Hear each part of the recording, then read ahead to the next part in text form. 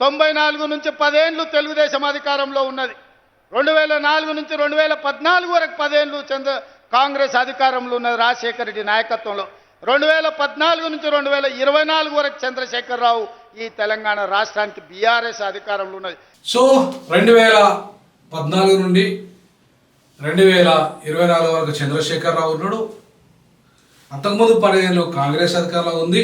So కాబట్టి ఇప్పుడు నేను 2024 నుండి 2034 వరకు నేనే ముఖ్యమంత్రిగా ఉంటా, నీ కళ్ళ ముంగట నువ్వు చూస్తావు ఎంత అభివృద్ధి చేస్తావు అని చెప్పేసి తెలంగాణ శుద్ధపూస, తెలంగాణ ఉద్యమకారుడు, ఆ తెలంగాణ కోసమే పరితపించి తన జీవితకాలం అంతా కూడా అంటే ఇప్పటిదాకా పరితపించి తెలంగాణ ఉద్యమంలో సీరియస్గా ఉండి పోరాటం చేసిన ఒక మహానాయకుడు చెప్తున్న మాటలు చూడండి, ఒకసారి వినండి. 2024 నుంచి 2034 వరకు రాసుకో చంద్రశేఖరరావు, నీ డైరీలో కాదు నీ గుండెల్లో రాసుకో. అంటే చూడు, రాసుకో చంద్రశేఖరరావు, 2024 నుండి 2034 వరకు నేనే ముఖ్యమంత్రిగా ఉంటా కాంగ్రెస్లో.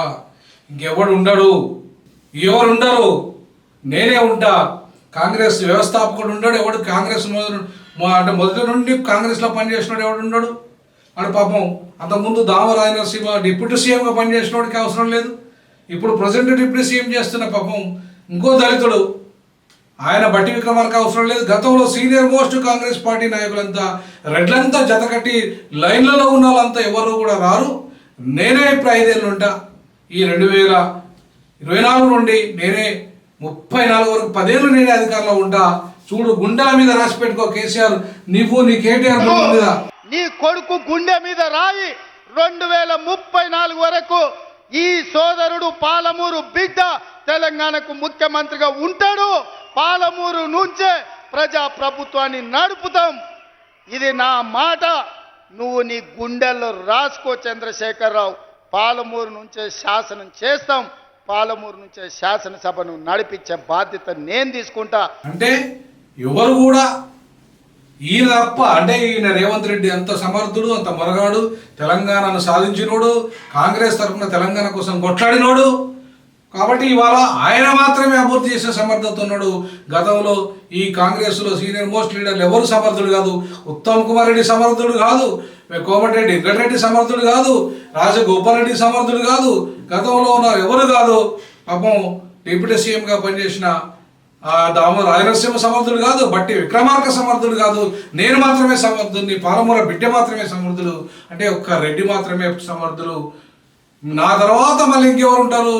మళ్ళీ కోమటిరెడ్డి వెంకటరెడ్డి కానీ ఉత్తమ్ కుమార్ రెడ్డి కానీ వీళ్ళు ఉంటారు సమర్థులు, రెడ్లు సమర్థులు, అంతేగాని ఇంకెవరు సమర్థులు కాదని మన అద్భుతంగా మన రెడ్డి రాజ్యాధినేత, మన రెడ్డి ముఖ్యమంత్రి రేవంత్ రెడ్డి గారు చెప్తున్నారు.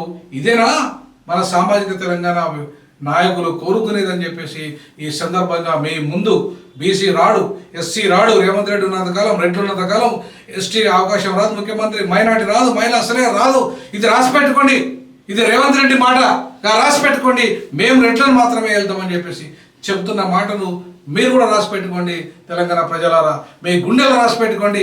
రెడ్లున్నంతకాలం మీరెవరు కూడా ముఖ్యమంత్రులు గారని చెప్పి రాసి పెట్టుకోండి అని చెప్పేసి ఈ సందర్భంగా నేను ఈ సందర్భంగా బహుజనులు హెచ్చరిక చేస్తామన్నా.